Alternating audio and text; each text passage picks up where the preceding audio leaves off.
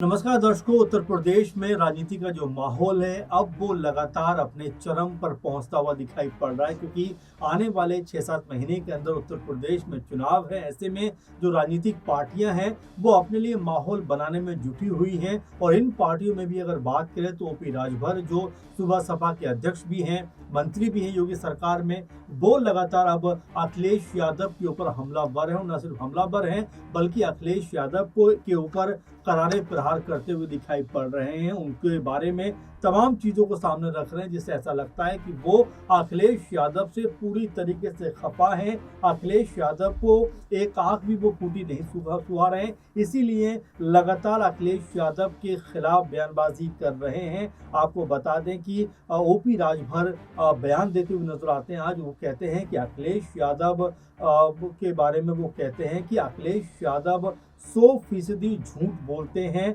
2022 में उन्होंने दावा किया था कि हम 400 सीटें ले आएंगे, ये भी झूठ साबित हुआ। 2024 में उन्होंने कहा कि भाई सरकार हम बनाएंगे, वो भी झूठ साबित हुआ। और यहाँ तक वो कहते हैं कि 2017 में भी उन्होंने इसी तरह के दावे किए थे, लेकिन सब पूरी तरीके से झूठे निकले। और इस तरह की बात वो करते हुए दिखाई पड़ते हैं। जो ओपी राजभर कहते हैं कि झूठे बयान देने में अखिलेश यादव पूरी तरीके से माहिर हैं। वो झूठी बातों को सामने रखने में माहिर हैं। और जिस तरीके से अखिलेश यादव ने कहा कि भाई सीट नहीं जीत जरूरी है, और इस बात को लेकर लगातार अपने जो समर्थक हैं उन तक बात पहुंचाने का प्रयास अखिलेश यादव ने किया था कि भाई सबसे ज्यादा जो जरूरी चीज है, जो महत्वपूर्ण चीज है, वो ये है कि चलिए सीट के ऊपर ना ध्यान देकर हमें जीत के ऊपर ध्यान देना पड़ेगा और 403 सीटों पर हमें तैयारी करनी पड़ेगी। अखिलेश यादव ने बड़ा जोर देकर ये बात कही थी। और इसी बात के ऊपर अब पलटवार करते हुए ओपी राजभर क्या कहते हैं, वो कहते हैं कि भाई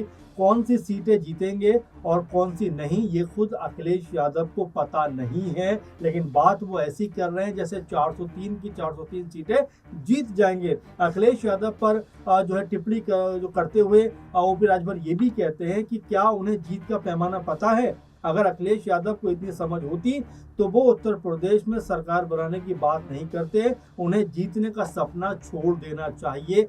ये अखिलेश यादव के बारे में ओपी राजभर का कहना है। ये वही ओपी राजभर है 2022 में जो अखिलेश यादव के साथ मिलकर चुनाव लड़ते हैं। अखिलेश यादव के साथ चुनाव में जाकर कह सकते हैं 5 सीटें जीतते हुए नजर आते हैं। लेकिन अब वो बीजेपी के साथ हैं और बीजेपी के साथ रहते हुए जिस तरह से वो मंत्री बने हैं और जिस तरह से आने वाले दिनों में चुनाव है, उसको लेकर जोरदार प्रहार अखिलेश यादव पर करते हुए दिखाई पड़ते हैं। आपको यहाँ ये भी बताते चलें, कुछ दिनों पहले ही एक इंटरव्यू में ओपी राजभर से जब बात की जा रही थी कि क्या आपसे अखिलेश यादव संपर्क नहीं कर रहे, तो कहा नहीं, बात नहीं होती। हाँ, कुछ दिनों पहले हवाई जहाज के अंदर मिल गए थे जब हम यात्रा कर रहे थे। उसके बाद नीचे जाते हैं तो हमसे बातचीत करते हैं, बड़े अच्छे से हमें जो है चाय पानी पिलाते हैं। और उसके बाद जब कुछ बातचीत होती है तो हमसे कहते हैं कि आप जहां पर हो वहां पर ठीक हो। यानी कि अखिलेश यादव के बारे में इस तरह की बात ओपी राजभर कहते हुए दिखाई देते हैं। और यहाँ पर तो अखिलेश यादव के ऊपर एक तरीके से वो प्रहार न सिर्फ करते हैं बल्कि उन्हें झूठा करार भी देते हैं, उन्हें एकदम धोखेबाज करार भी देते हैं, एकदम उन्हें राजनीति की कोई समझ नहीं रखने वाला व्यक्ति करार देते हैं। जिससे ऐसा लगता है कि ओपी राजभर पूरी तरीके से अखिलेश यादव के ऊपर हमलावर हैं। यही इतना ही नहीं बल्कि ओपी राजभर यहाँ तक कहते हैं कि अमेरिका जाकर आराम से बैठो और वहां से जाकर ट्वीट करो, क्योंकि बाहर निकलना आपके बस की बात नहीं है। 45 डिग्री का टेम्परेचर है, इस इतनी गर्मी में आप प्रचार प्रसार नहीं कर सकते। और इस तरह की बातें करते हुए दिखाई पड़ते हैं कि बीजेपी और उनकी पार्टी जो है सुबह सपा, वो रोजाना एक्टिव रहती है। 365 दिन 24 घंटे जनता के बीच वो समय बिताते हैं। और यहाँ पर अखिलेश यादव सिर्फ यदा कदा बाहर निकलते हैं और चुनावी मौसम में वो आकर लोगों को समझाने का प्रयास करते हैं, बताने का प्रयास करते हैं। लेकिन अब लोग समझ चुके हैं कि भाई बीजेपी से बेहतर विकल्प कोई नहीं है, इसीलिए हम बीजेपी के साथ हैं। फिलहाल उत्तर प्रदेश की राजनीति पर जो नजर डालें तो पता चलता है कि कांग्रेस पार्टी और समाजवादी पार्टी के बीच भी जो तालमेल तालमेल है कोई बहुत बेहतर चलता हुआ दिखाई नहीं पड़ रहा है। इसीलिए लगातार जो बयानबाजियां हैं वो यहाँ पर होती हुई दिखाई पड़ती हैं। आपको ध्यान दिला दें कि अखिलेश यादव ने 1-2 दिन पहले कहा था कि बात सीट की नहीं है, बात जो है जीत की है और 403 सीटों पर हमें पूरी तैयारी रखनी चाहिए। अब इसके ऊपर कांग्रेस सांसद जो है इमरान मसूद, जो कई बार बड़े बड़े बयान देते हुए नजर आते हैं, वो यहाँ पर अपनी प्रतिक्रिया दे रहे हैं कि अखिलेश यादव शायद अभी भी समझ नहीं पा रहे हैं कि ममता बनर्जी की हार के बाद उनको सबक लेना चाहिए और सपा कांग्रेस के बीच में किसी भी प्रकार का तनाव सामने नहीं आना चाहिए। और इस बात को लेकर वाकई में ये जो इंडिया गठबंधन है उनको इस बात पर जरूर ध्यान देना चाहिए, क्योंकि जब राज्य स्तरीय चुनाव होते हैं तो वहां पर गठबंधन तितर बितर होते हुए दिखाई पड़ते हैं। पश्चिम बंगाल चुनाव की बात करें तो वहां पर कांग्रेस पार्टी वर्सेज ममता बनर्जी दिखाई पड़ते हैं। असम चुनाव की बात करें तो वहां पर जेएमएम यानी झारखंड मुक्ति मोर्चा वर्सेज कांग्रेस पार्टी दिखाई पड़ते हैं। हम अगर दिल्ली की बात करें तो आम आदमी पार्टी वर्सेज कांग्रेस पार्टी दिखाई पड़ती है। वहीं हरियाणा की बात करें तो फिर वही कांग्रेस वर्सेस हरियाणा में आम आदमी पार्टी दिखाई पड़ती है। तो ये कुल मिला जुलाकर जो स्थिति इंडिया गठबंधन की है वो बहुत नाजुक स्थिति में है, क्योंकि जिस तरह से लगातार आपस में सीटों को लेकर माथापच्ची चल रही है, खबरें तो यहाँ तक आ रही है कि कांग्रेस पार्टी चाहती है कि भाई 150 हमें सीट मिलनी चाहिए। वहीं सपा जो है वो 40 सीटें देने को राजी हो रही है। इसके अलावा आप देखेंगे कांग्रेस पार्टी लगातार जो कांग्रेस पार्टी से ये बात कही जा रही है सपा के द्वारा कि भाई आपके जो प्रत्याशी हैं और वो प्रत्याशी जो जिताऊ प्रत्याशी उनकी लिस्ट बनाकर हमें दीजिए, हम उनका मूल्यांकन करेंगे, हम उनके बारे में छानबीन करेंगे, जांच पड़ताल करेंगे, उसके बाद हम उस प्रत्याशी को ओके करते हुए दिखाई पड़ेंगे। यानी कि एक तरीके से पूरी तरीके से गठबंधन का जो नियंत्रण है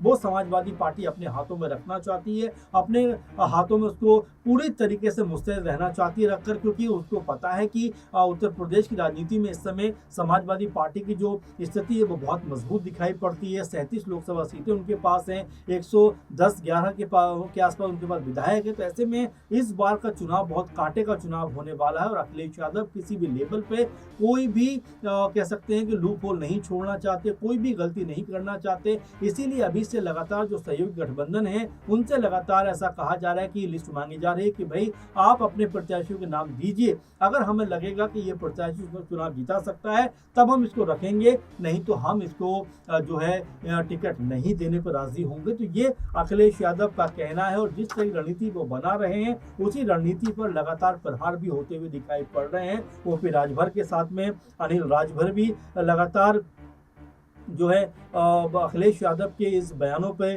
टिप्पणी करते हुए दिखाई पड़ते हैं, लगातार इनके ऊपर जोरदार प्रहार करते हुए नजर आते हैं और ये कहते हुए दिखाई पड़ते हैं कि अखिलेश यादव जो है वो मौसमी नेता हैं, वो घर से बाहर नहीं निकलते। गर्मी का मौसम है, अगर घर से बाहर निकलेंगे तो उनको गर्मी लग जाएगी, क्योंकि इस समय उत्तर प्रदेश में 40 से 45 के बीच का टेम्परेचर है। इसलिए अखिलेश यादव के लिए बेहतर ये है कि उनको अमेरिका चले जाना चाहिए, वहां से ट्वीट खेलते रहना चाहिए, जमीनी स्तर पर काम करना उनके बस की बात नहीं है। तो इस तरह की बातों के बीच क्या अखिलेश यादव खुद को एक बार फिर और ज्यादा मजबूत करते हुए नजर आएंगे, जमीनी स्तर पर उतरते हुए नजर आएंगे, क्या लोगों के बीच जाते हुए दिखाई पड़ेंगे? जिस तरह से ओपी राजभर ने बयान दिया है और पलटवार किया है उसको लेकर कहा जा सकता है कि अखिलेश यादव को घेरने का प्रयास करते हुए दिखाई पड़ते हैं। अब देखना यह दिलचस्प होने वाला है कि अखिलेश यादव इन तमाम बयानों को लेकर किस तरह की बात को रखते हुए दिखाई पड़ते हैं, किस तरह के बयान को देते हुए नजर आते हैं। क्योंकि ओपी राजभर ने जिस तरह के शब्दों का प्रयोग किया है कि वो झूठ बोलते हैं,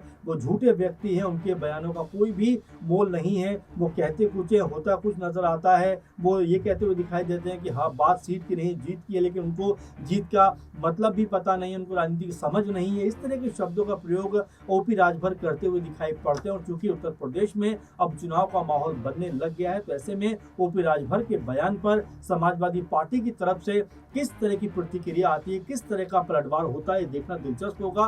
फिलहाल के प्रोग्राम में बस इतना ही। आप इन तमाम कह सकते हैं बयानों को किस तरह देखते हैं, कमेंट जरूर करिए और हमारे साथ बने रहिए। धन्यवाद।